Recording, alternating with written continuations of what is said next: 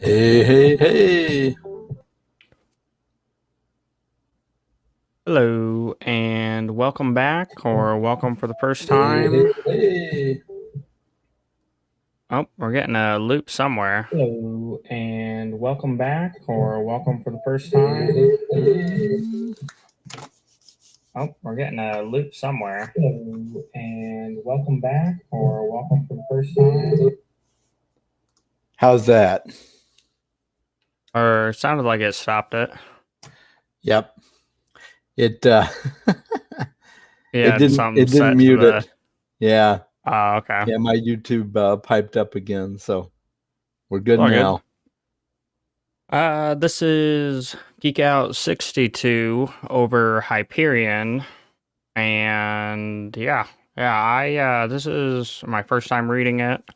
Um, Looks like we're having some technical difficulty with Carl here. We'll pop him in as soon as he figures everything out. But other than that, we have Chaz here. How's it going, Chaz? Good. Good. Glad to be here. Thanks for having me. Yep. So you mentioned that you had read the book prior. Yeah. How long ago? How is it a consistent read for you or Yeah. I read it, I think it was around September, October-ish, that I read it. And yeah, it was a quick read. It probably only took me a couple of weeks to read it. And yeah, fantastic book. Yeah, it yeah. really kept me engaged. It's a very character driven book, which I like. Characters are really big for me. Yeah, and it was very unique the way it was like progressing in time and space more or less one way, but then everybody was giving their origin story or their backstory at the same time. And it was a great way to introduce the characters to get you invested in them, as well as the way it kept progressing the story and expanding the world. Because there are a couple times, I'm probably going to butcher it, whatever, the humans who are no longer human anymore. Oh yeah, the ousters. Yeah, the ousters, and they show up in a couple of the stories, and that's very unique. And then yeah, it's just I really enjoyed it. And the part that always got me that was just like so well done, that was weird, is it would start off as if it's like a campfire tale where they're explaining their backstory, and then somewhere along the way, it felt like you were there and like reliving it. So beautiful Right. job just changing that up. Are Yeah, I you thought that alive? was well done too. Yeah, appreciate your patience, guys. I think, as Pete said, I'm just going to be the Shrike here, in the void, going back in time and making this happen. So, Yeah, yeah, Carl got stuck in the time tombs. yes, yes. Oh man, um, yeah, super excited to geek out with you guys about this book. And I came across it several years ago where I think I was just like in a lull on my reading list. And I was going through like a sci-fi binge, and I found like a list of top 10 classic sci-fi books that you need to read. And Dune was on there, and this was on there. And yeah, like it's a very different style of book, right? Yeah, Um, it Oh yeah. really is. and you can tell that it's a classic because I got a lot of chuckles out of the number of different like now pop culture references. Like what was our first tale? We had Oh, the our priest. Yeah, the priest. yeah, what was the name of the trees? Yeah, it's the Oh, Tesla. Tesla tree. Yeah. yeah, Mhm. yeah. Our boy Elon is a geek there. And then I think the last story isn't the girl Siri? Yeah. Yeah. Uh-huh. Yep. As well as Guardian of the Galaxy kind of reference for talking to the dolphins. Oh, well, yeah, yeah, and that's also not Guardian. You mean Hitchhikers? Oh yeah, Yeah, Hitchhiker's Hitchhiker's Guide to the Guide. Galaxy. That's what I Y- meant. Yeah. So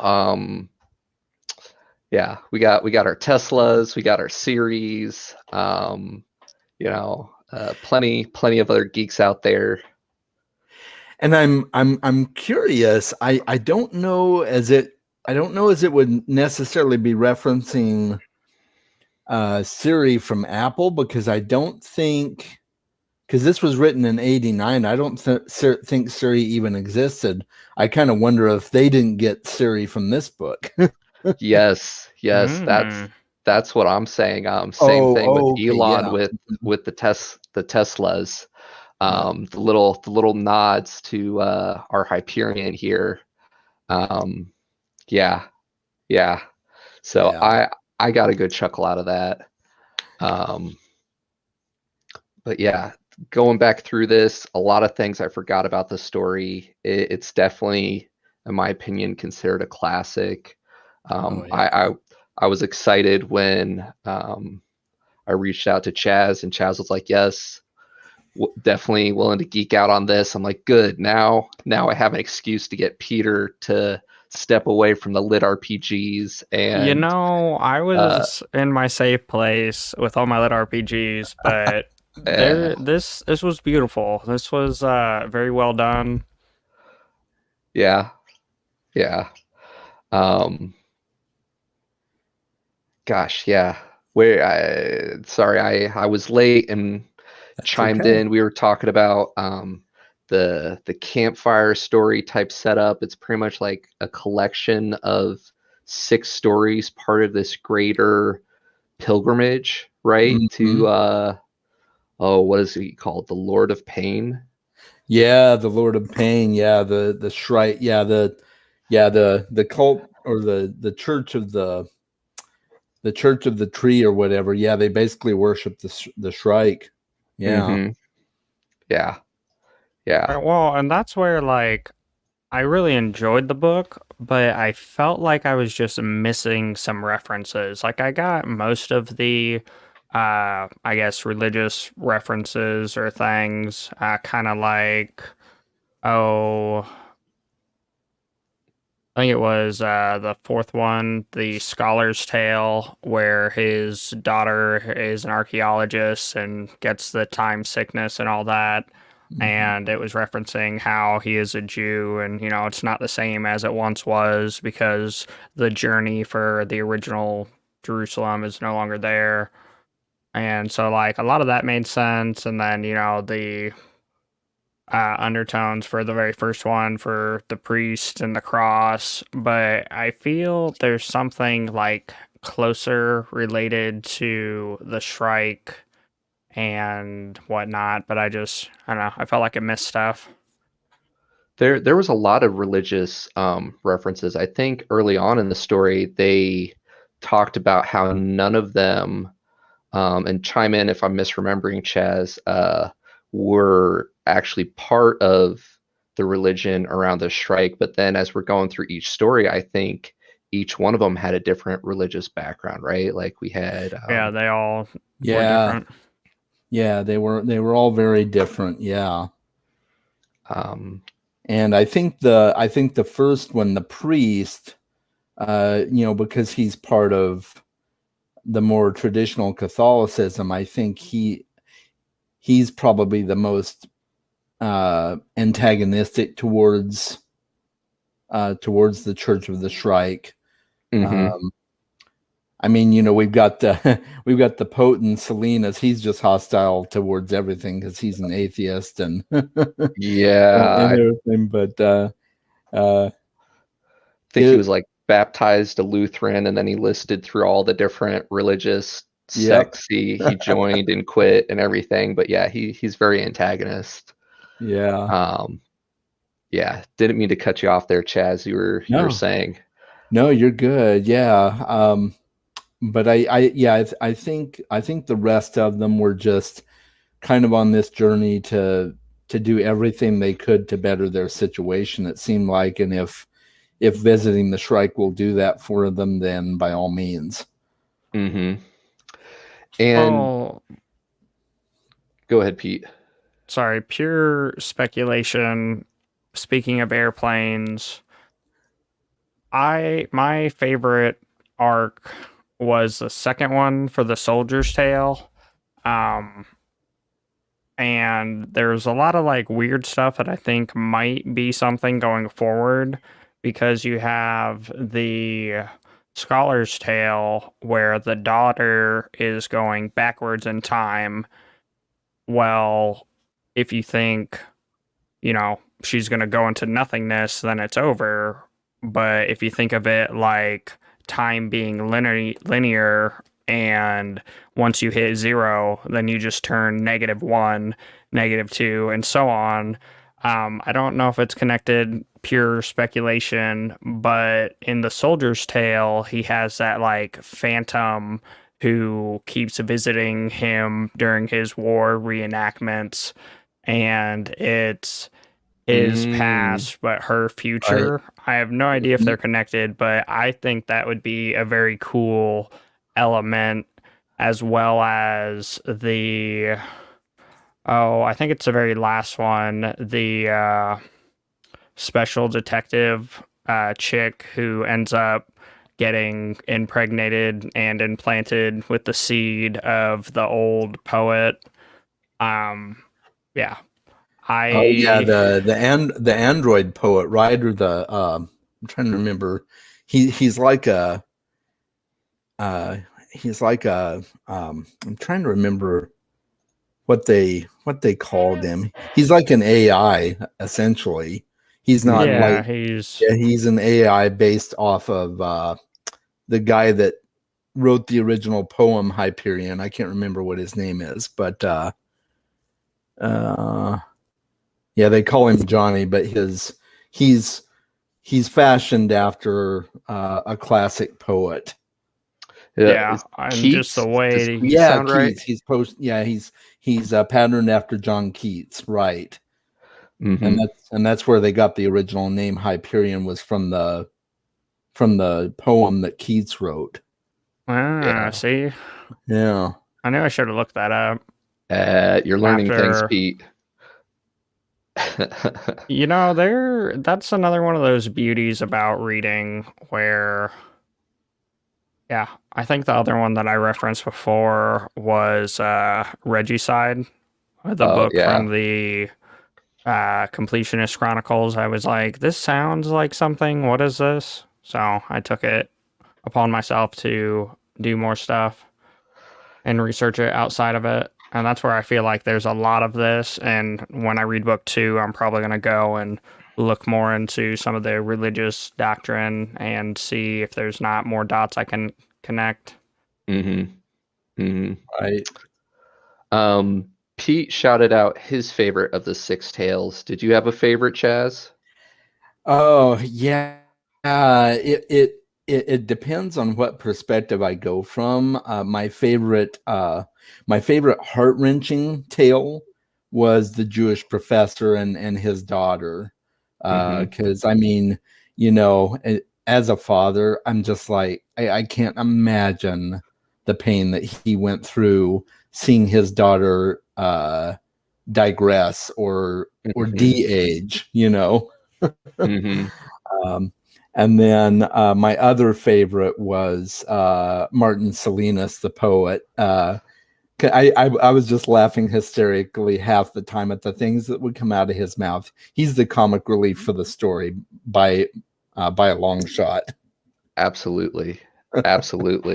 So those were my 2 favorites for 2 totally different reasons. Yeah. It's the stories were all very different. right? Like in a lot of ways, it's a group of misfits, and yeah, like early on, we learned that a typical pilgrimage, it needs to be a prime number, and everybody but one is going to die. And Mm-hmm. it's like, wow, like what is their motivation for this last quote unquote pilgrimage to push them to do this journey where like the odds are not in your favor? Um, Right. there's a good chance you're going to die gruesomely. And like you said, with the father, the scholar's tale, as a father, like I can definitely relate there where, here he is at the end of his life cycle. And if there's a chance after he's tried everything else, um, sure, like I can empathize with that. But going through and seeing all these different perspectives about how they're essentially, oh, I forget the name of what is the equivalent of the leader of the planet, where they basically say it's like a suicide journey because 6 out of 7 of them are pretty much guaranteed to die, if not all of them, right? Right. Yeah, exactly. Yeah, if not all of them. Yeah, that's right. Well, with that, I think we still need to kill off one more person because we have 8. Because we have Oh, the priest, we have the scholar, we have the poet, and then, oh, we've got the soldier, but then the scholar has a daughter, which that's kind of a weird phenomenon where we don't know if she counts or not. But Right. then the oh the detective chick, because I can't remember names to save my life, she has not only she's pregnant, but then she has the full consciousness of the dead poet. So I don't know if that Right. counts as 2 or if she's, like she said, supposed to connect them in the birth. And this is also like drummed up as the final voyage or the final, you know, journey back home kind of deal. mm-hmm. So, maybe we get a free pass. Maybe we uh, win. Yeah, it But could I be. still think we have one extra person. Yeah. Well, and we still don't know if Het Mastine, the priest of the Shrike cult, we still don't know if he's going to rejoin the group, because I think, like, if I'm not mistaken, right there at the end, they saw him in the distance on the battlefield as the ousters were approaching, but he that's never right. actually, yeah, he never actually rejoined the group. So yeah, we don't know if he's going to rejoin the group, and then that's going to throw another number into the mix, Yeah. Mm. because he originally set out on the journey with them, but no one knows his motives or his story, of course. Mm-hmm. Yeah. Yeah. That So was the suspense of everything. I Yeah. The story's um, so well done. Like again, early on, we hear that there's a spy in our midst, mm-hmm. so on and so forth. So I know, like, I remember listening through. I'm like, oh, like who's the spy? Who's lying? And then our first tale, we find out from the priest that, like, oh, he was lying. Right. Um, and we didn't have too many other confrontations there. But then when we get to the very last one, the consul, um, we find out that he is the double agent, Right. but Potentially triple agent. potentially triple agent. Um, That's true. and We just don't really know who he serves ultimately, yeah, besides yeah. himself, Well, I think. Mm-hmm. and we really get the feels for him by that point because like each of these Mm-hmm. stories, is very unique flavor inside in itself, but by the time we get to that last story, we're like, this is just a kid that, watch something that his parents loved, get destroyed by everything expanding. And then it was also because, like, in the Soldier's Tale, we got to see a couple of the outs people. And then it was quite a while before the final tale where we got to see a little bit more of them. And, like, honestly, those are the guys I'm rooting for because, an extra tail living in zero G. Yeah. They're working with the, what do they call it? It's like the AI consciousness. Yeah. The Technicore. Yeah, the Technicore. That's an interesting element that I hope we get to visit and see more of in the later books. And that's one of the things I really enjoy about science fiction is the potential for, science fiction to become reality. And granted, this came out over 30 years ago, but you can even see it with just like the predictive stuff and how it's already such a key part of our lives right now.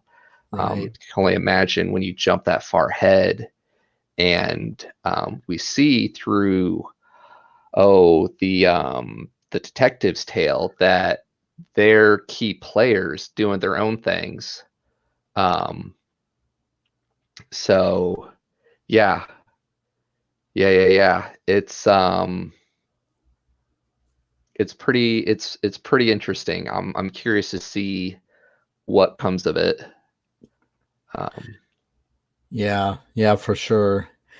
It'll be, there's so much potential in that next book to just unlock a whole bunch of mysteries that we don't have answers to yet. Yeah. Well, that, and it just like, oh man, it slowly adds elements that makes you want to learn more about this world.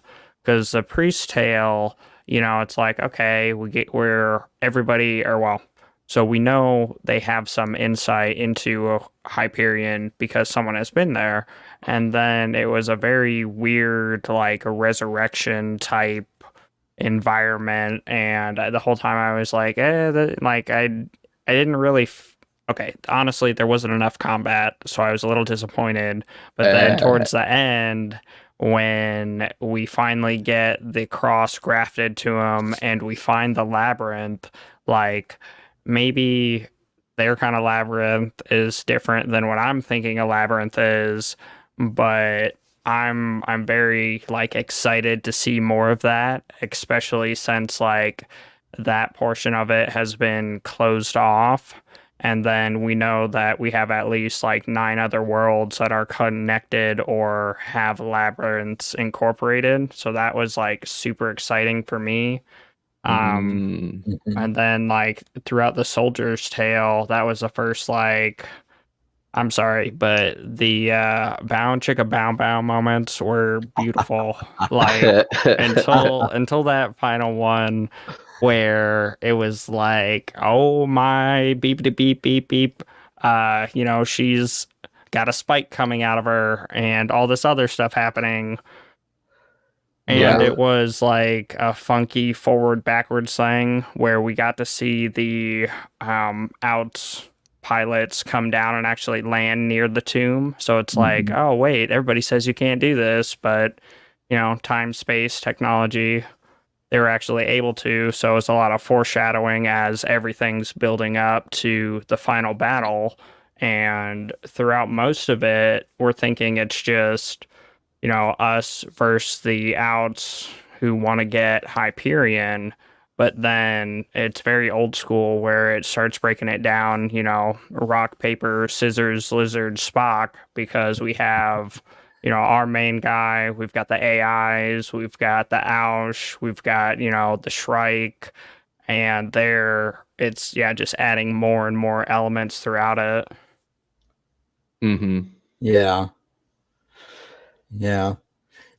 I see what you were saying earlier about there not being a whole lot of action, although there were parts. I mean, the Or The just for his story. The oh yeah, first one, for there his wasn't enough. okay. Yeah, I hear you there. That's true. Yeah. It was like, I really enjoyed the soldiers action. I really enjoyed the detective action.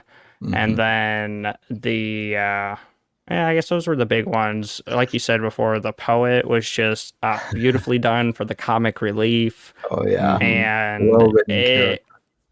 I feel like I'm missing something there where the idea of, I guess, I'm sorry if I butcher things, but the loose example of like you pray for it and the intent is out there, and then the universe or whatever, responds to it. And his muse towards the end is the whole idea of the Shrike and, you know, brutally killing people through time and space, going backwards. Um, but yeah, the thing as well about his story that was just weird but exciting is his mansion that he had, where he could literally look one way and be looking at a different universe or whatever. Right. That was like That's awesome. super exciting. Yeah. And I'm I can't remember which one it is. I think it's like string theory, but yet again it's been a minute and I'm probably going to butcher it, but the idea that time is a linear and a line, and the only way you can time travel is if you bend the line so that 2 points are touching. Mhm. And for me, I was like, that's exactly what we're doing here. We're literally subtracting time and in one location, then in another location. But, nothing cool happened with that. In the final one, we ended up blowing up one of those portals as it was being built. And, other than the pyrotechnics, and then he sold his house. So there's no more of that. Mhm. Yeah. Um, you hit a lot of points there, Pete. Before I jump Mhm. in, did you have anything on that, Chaz, before?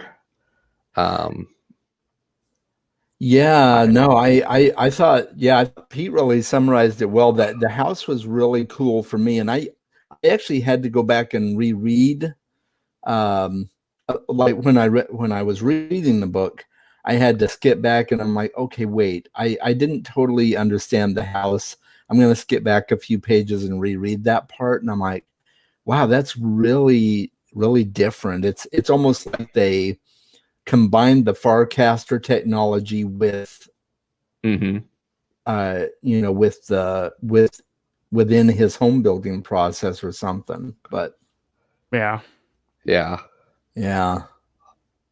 One of the things I really enjoyed, we got to see through the poet's perspective, like pretty much like the top 1% there of people who are Mhm. like really well off in society, and then we also got to see in different perspectives, like the soldier, Mhm. Kassad, like he started out like at the bottom, like street gangs, et cetera. And then we got to see through the consul's tale, through his grandfather, what it was like for people who weren't quite part of Hyperion. Mhm. And like we start off in the beginning very much like from the perspective of um, Hyperion, right? And like, oh, this world is about to be attacked, all these people are going to die, et cetera, et cetera.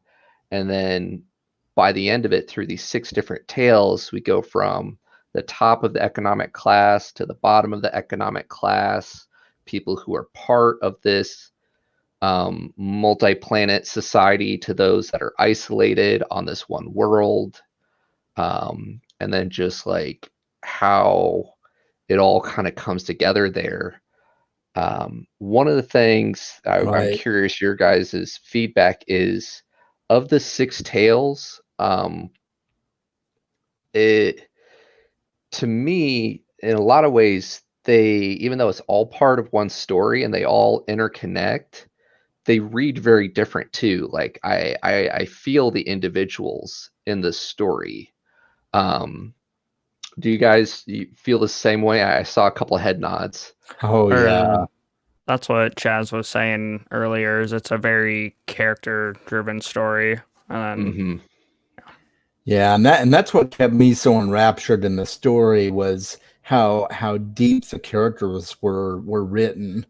Hmm. Uh, I mean, I like a great plot and everything else, and I thought the plot was pretty good with this too, but the characters really did it for me. And you're right, Carl. I felt very immersed in each individual character in a completely different way. Hmm. Yeah, yeah. For Martin, it was his just complete and utter nihilism, and Yeah. for the consul, it was his deep seated chip on his shoulder against the hegemony, and Hmm. just and the Jewish professor with his daughter and everything. There's something special in each story that draws you into their plight.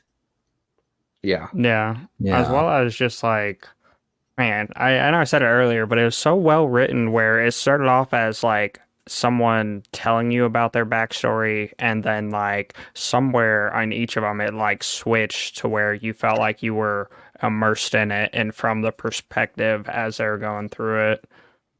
Hmm. Oh man.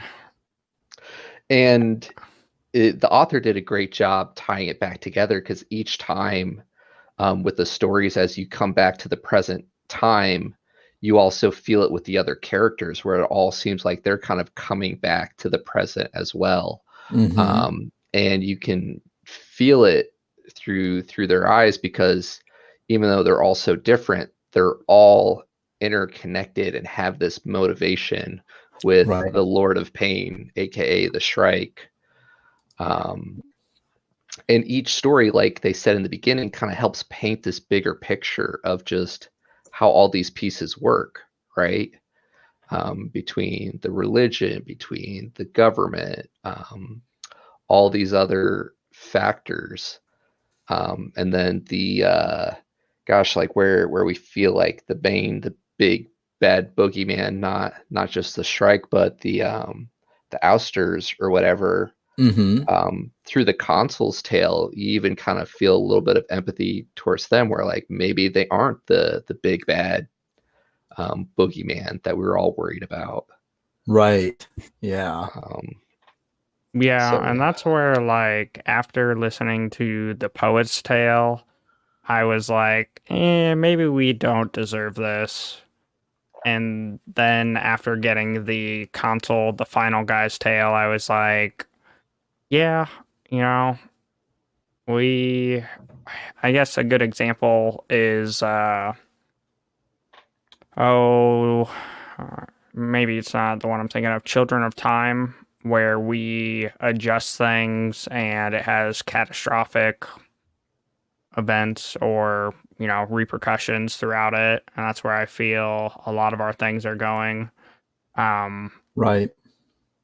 and then it's, kind of curious with the AIs wanting to essentially create cyborgs or reinvent prior existing humans and to Hmm. reinvent the original Earth to kind of get like a reset from AI perspective, as well as like the ousters. Just I wish I saw more of them because we got to see in the Soldier's Tale, you know, a little bit of their army, but then throughout the Consul's Tale, we got to see, maybe it really isn't all that bad. And then we're still trying to figure out who created the temples and who sent it back in time Hmm. because I honestly am not rooting for the regular humans. I'm sorry, they probably didn't do it. I'm uh, I'm tempted to believe it is some like Highlander. There can only be one mixed with, Dragon Ball Z, where if you die, you just wait for them to resurrect you with the Dragon Balls. uh, Because the priest has not only one, but he has two of the crosses on him. Right. So he can't die and has a chance once he gets on Hyperion to be resurrected. The soldier had that bow chicka bow bow moment where he pretty much, didn't impregnate the spirit of, the missus. So he potentially has something similar to the console's tale with that AI, possibly going forward, backwards through time with his seed and the Shrike. And then the poet, I'm sorry, he's probably gonna die. He's done a lot in his life. He's our guy we're gonna kill off. The scholar is probably gonna die as well, but then we're gonna get the daughter to do some forward backward time stuff, which is gonna act like she's gonna die. She's probably gonna come back. The detective is going to have the baby and she's going to die off. That's going to replace them. And then, the console is going to do something to make it feel like he's going to save the world, but he's also going to die. I mean, he's not that big of a character. He was just there for the touchy feels of, killing off the dolphins. This is starting to sound like a George R. R. Martin book. Right. Everybody dies. Around just long enough for you to fall in love with them, and then we got to kill them off. Right. Nobody is safe. No main character immunity. Yeah. But some of them have a chance. You think so? Well, yeah, like the priest is probably going to die, his cross is going to get kicked into a river. It's going to go up over the mountain around the loop. Time is going to pass, and then he's going to come back. He's of the crucible. He can never die. never the true death. But doesn't the crucible have to reach the altar? That's true. The altar that's where they're going. At the bottom. Oh, maybe because doesn't he the have other guy blew it up. Two? Yeah, Does he has just have two. So, but Father, what's his name? I want to say like Jermaine or whatever. The guy who was attached to the Tesla tree. Who kept dying for like Father 7 straight years. Dura, yeah. Oh man, if we get him back, we're gonna have to kill off another person. I don't know. Maybe that's how they break the loop by the two surviving. I could even easily see them bringing back like all 70 somehow. Like I said, he's gonna die. He's gonna fall off a mountain. He's gonna end up in the river because the main building blew up. The cross is going to float down the river, go back to home base so that he can respawn and have all the others with him. Well, interestingly enough, though, even though he has the cruciform, I think if the Shrike didn't like him, the Shrike could destroy him permanently.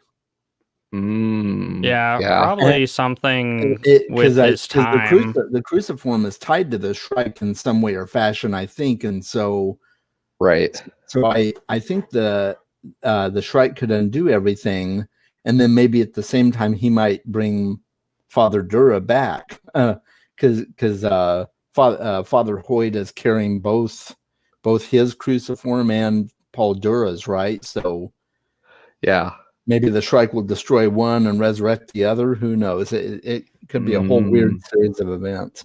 Well, and that was another thing that like I didn't really care for, and unless there's like more hidden elements, the fact that when he initially got there, they seemed like simpletons. And at first I was thinking like it was because they've been resurrected so many times that, they're losing more and more of themselves. Mm-hmm. But now I'm thinking it might be kind of like what you were saying, where it's like still stored in there. And it was just, not having the extra mass or whatever to, fully preserve or fully bring it back. Right. Okay. Kind of like power saving mode, you're able to do less. That way you can continue to do stuff, but as soon as you charge it or you get more materials, then you can, do all the high performance stuff. Right, Yeah. exactly. Yeah. Um, yeah. So on a scale of 1 to over 9,000, how much do you guys feel this book was a cliffhanger? Oh man. It didn't wrap up anything, at least in my mind. It's totally one of those books that you have to either be okay with waiting a while to read the second book and just endure the cliffhanger, or you have to drop everything and immediately read book 2. Yeah. Yeah. Yeah.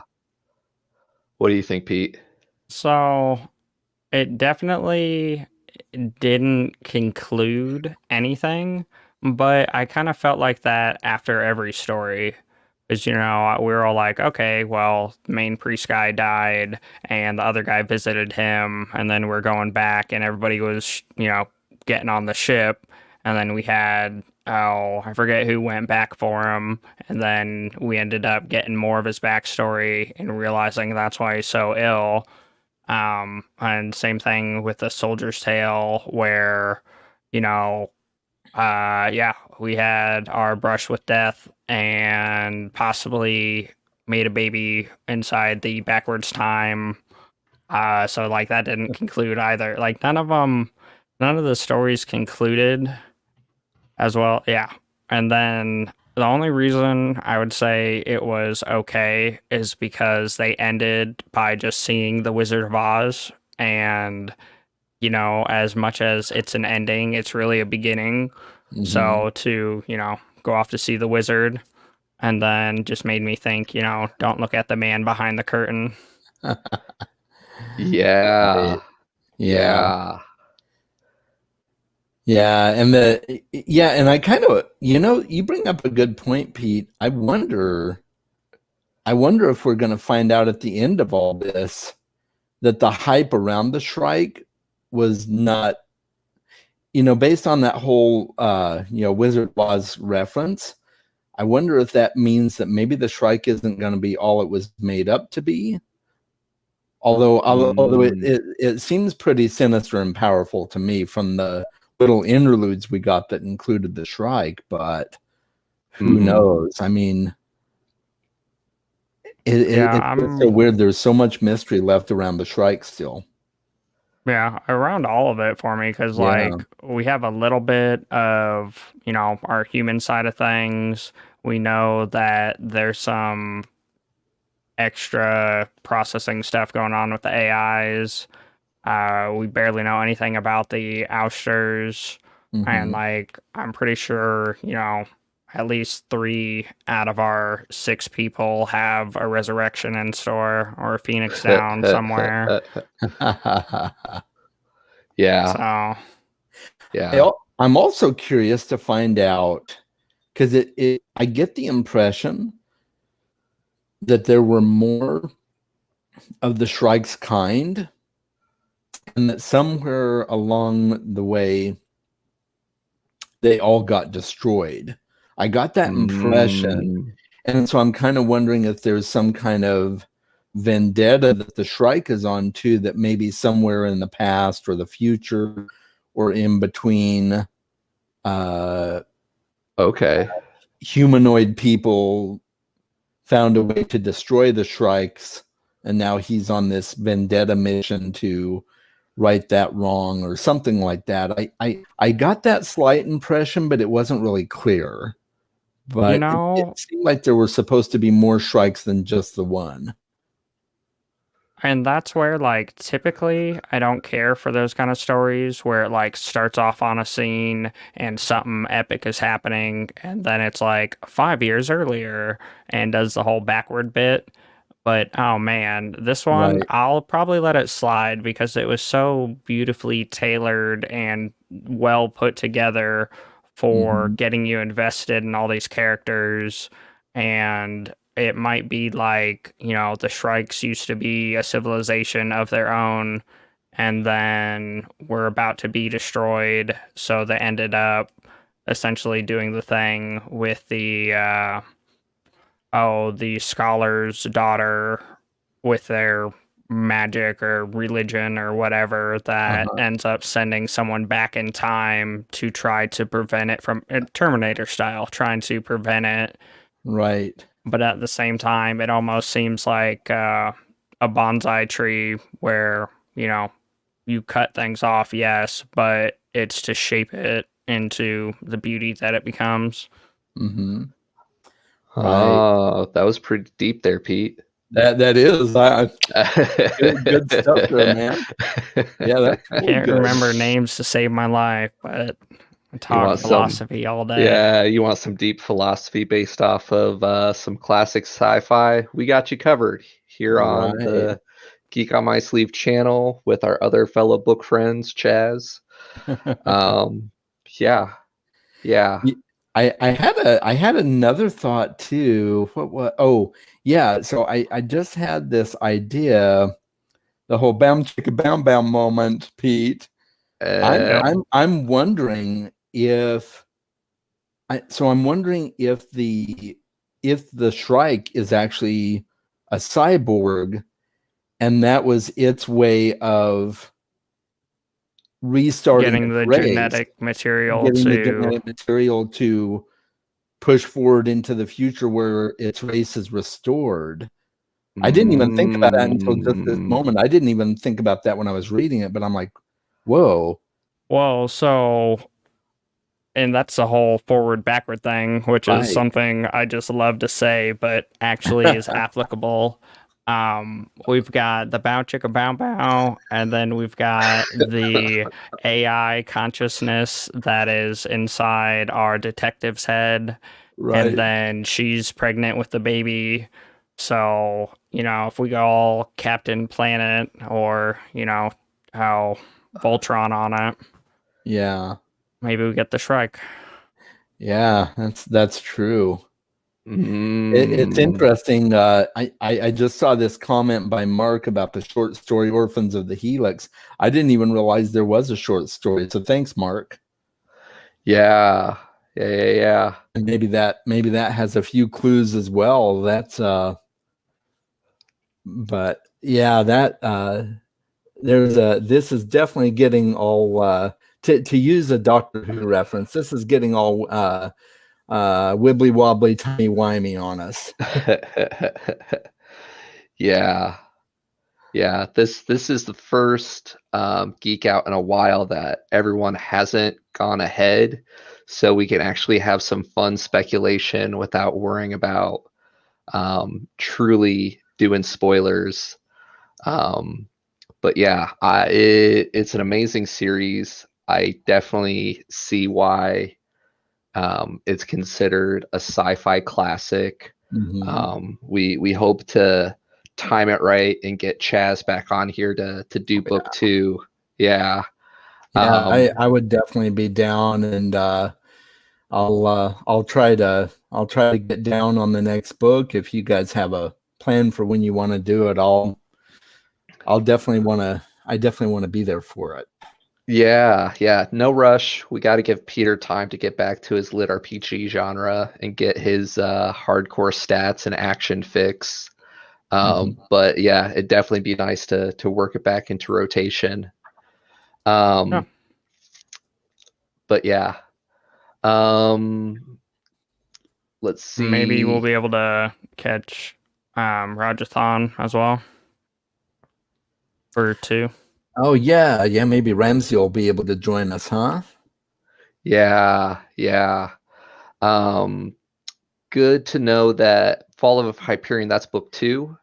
Yeah, that's book two, and We yeah, actually get that's it. good to know.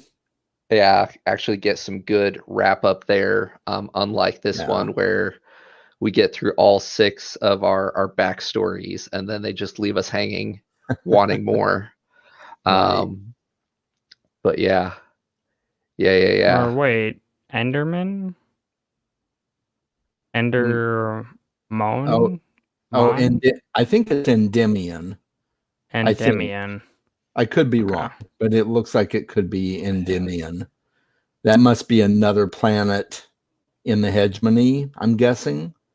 Uh, Okay. it Yeah, and appears that that's way. another thing that is so curious because in one sense, we're so technologically advanced that we have humans who aren't even humans anymore as the ousters. And then we also have our, everyday humans who are doing all these crazy, you know, high-end drugs that involve getting all these extra modifications to your body, as well as, we can literally look in our kitchen and see one thing and then turn the other way and be in a completely different planet. But then we also are dealing with if it's not connected yet, or if it's like Hyperion, where it essentially has a field that nullifies that. Hmm. It's a very unique way to counteract the technology. And then it also, I enjoyed the first ship we come down on, and the fact that it's essentially a tree, if I Uh-huh. understood that correctly. And so we Yeah. get like the bio side of things, and that's something that most stories stick to one, you know, or maybe they get two, but we have like anybody could win kind of mentality going on here. Yeah, there's a lot of technologies that could easily overstep the other. Yeah. Well, that or could be the Achilles heel. You Hmm. think you can do something, well, due to Siri, my long lost love, yeah, everything's done. Boom. Save the dolphins. Uh, Right. Save the Dolphins. Who are we kidding? The AIs are going to win. But I have a feeling I don't because the know. AIs themselves were divided into three, as well as they're trying to resurrect the humans who already killed themselves once. Um, I my money's on the ousters Hmm. because I would like a tail. So, Uh, you have one. We just cut it off and didn't tell you yeah, about it. with the full moon. Yep. Couldn't have you Or turning wait, into a monkey.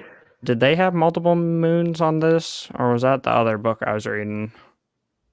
I don't remember any Yeah, moon I don't talk. remember either. Okay, probably wasn't this.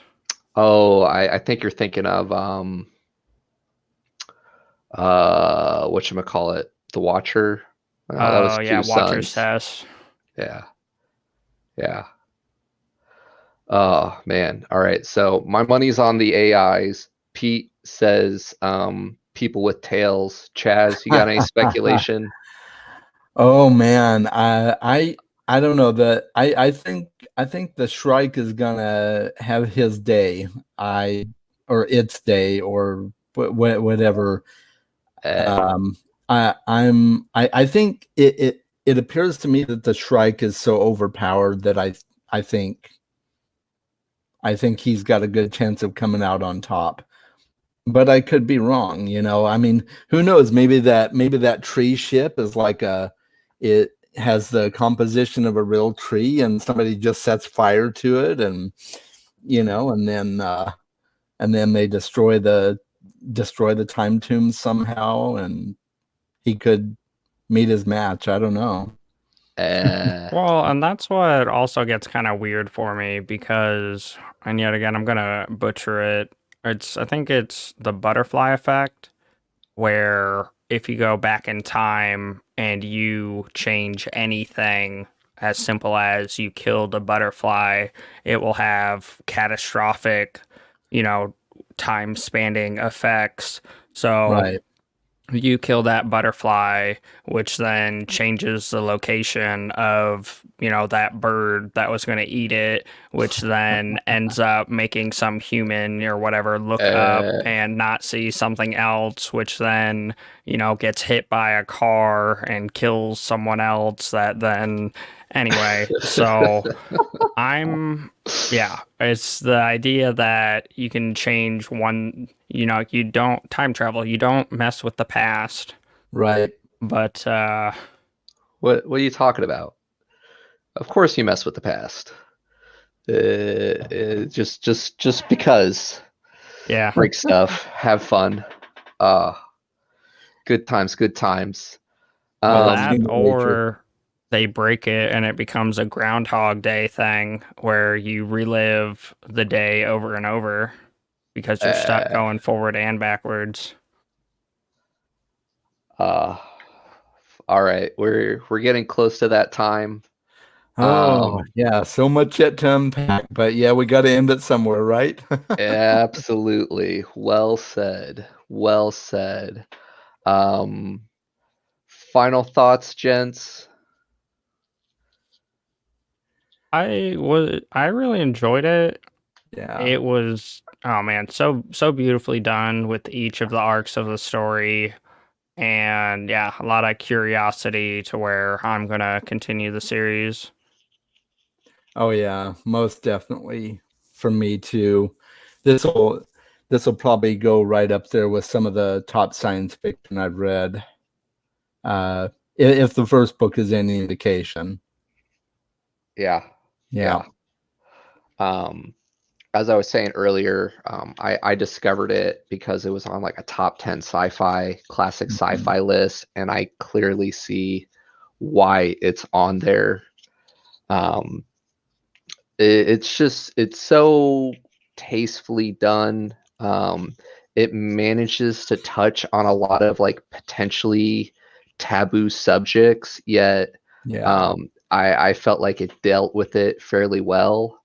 Um, and there's just so much there, and I'm really curious how each one of these character story arcs wraps up, especially the scholar's tale on what's going to happen to that baby, and how far back we go before it's just a pop in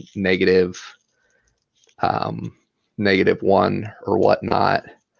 Oh yeah, Um, there's definitely gonna be pulling at the heartstrings, the feels, the despair that the father couldn't save the daughter, but then we're gonna get some like, oh, I can't think of any crazy serial killers. Anyway, she is the person in the soldier's tale who it's her future and his past. So she totally you know, bow chicka yeah. bow bow, but it turns out the Shrike is an AI, so she needed to collect more biomass to be able to become one of the Crucible and resurrect the Shrikes who are going to be the overlords. Uh, Yeah. And all she almost hail made the it Lord a of eunuch Pain. in the process. Yeah. That was I was not expecting that. I was like, "Oh, ouch." Yeah. Right. Well, yeah, that like, oh man. I'm normally Those not are one over the for all the top for me. romance in books, but I was like, yeah, that is how you write this kind of stuff. That's how you get down. And then I was like, what a twist. Oh my. Right? She Did was not see really a that can coming. opener. Yeah. Yeah. Oh man. uh, That was so bad it was good. Yeah. yes, yes. Um, I think so, everybody had a bound chicka bound bow scene except for the scholar. It was just kind of like understood because now he has a daughter. Right. uh, uh, too funny, too Yeah. funny. Good stuff. All right, Pete, what do we got going on next week? Bow. Talk to us about this because Alaron Kong is one of your top authors, right? Yes. So Alaron Kong does another series called The Land, currently up to 8 books, and is by far, if you want a epic book to read. The Land is where it's at. But if you're new to Alaron Kong and you enjoy lit RPG style, or you don't know that you love lit RPG yet, this book is amazing. It's very difficult to describe without spoiling, but I'm going to do my best. It's kind of, I guess, in a book everybody knows, like Hunger Games, where there are people who want to support other people, as well as it kind of feels like it plays like a RTS or a real-time strategy, kind of like StarCraft, as well as being a lit RPG where you're building up and, you know, developing your power base, getting cool abilities, loot, so on and so forth. Smash to get, yeah, like I can't say more, but I'm thoroughly excited about talking about this book. Um, if I wasn't clear, this is a standalone or the first book in his second series. So if you want to start on Alaron Kong, there are a couple, I guess, references or Easter eggs to his original series, but it doesn't take away not knowing it moving forward with this one for God's Eye Awakening, a Labyrinth World novel. You say a Labyrinth World novel. I remember hearing about the Labyrinth in this book, Pete. Is it related? Is this one of the 9 worlds connected to the Labyrinth? Ooh. Ooh. Yeah, I mean, I forget who it was who said it, but short version is it's already been done. Everything's already been done. We're just sloshing it around. It's kind of like how afros and bell-bottom jeans, you know, like they're due for their time. Yeah. Good times. Before we sign off, Chaz, you got anything fun and exciting coming up on your channel that you want to plug? Yeah, I do. I've got a review coming up for Stardust by Neil Gaiman. I just recently finished that, and I'm going to be doing I'm hoping to finish the First Law trilogy. I'm on the final book right now, and then I'm going to be doing a why you should read the First Law. I'll be doing a video about that. And then coming up down the road, I don't know exactly when it's going to happen, but I'm looking to do a collaboration with Philip Chase on the Dark Tower series. Once he and I both finish that series, so that's coming on down the road a bit, but I'm looking forward to that as well. And dang, you have everything mapped out. Sort of. I definitely got some gaps, so I'll be throwing a few book tags in there and different things like that. I've got another collaboration coming up, but we haven't set anything in stone for that, so I'll keep that on the hush hush for right now until I know more. And that's why you need to go on the link in the descriptions below and subscribe and click that bell notification so you can tune in next time to see what Chaz is up to. Seems like you primarily play in the sci-fi space, right? Weren't those all sci-fi related? Yeah, I mainly play in the fantasy space. Yeah, those are all fantasy related, and I do a bit of sci-fi and mystery too. Some thrillers pop in here and there, but mostly fantasy. Yeah. Was it you we were talking to about Bob 4? Bobiverse Yes. Book 4? Okay. Yeah, I just purchased book 2. I haven't started it yet, but yes. Oh, okay. Yeah, Bobiverse. Loving it. Yeah, you guys turned me on to that series. That you get all credit there. Yeah, that it's up there for us. A lot of fun. Yeah. A lot of fun. Yeah. Looking forward to talking to you more about the Bobiverse and catching your upcoming videos. Yeah. Thanks everybody for geeking out with us. same place, different time next week, 5 p.m. Eastern. Hope to catch you guys for some God's Eye. My See you later, everybody. Bye.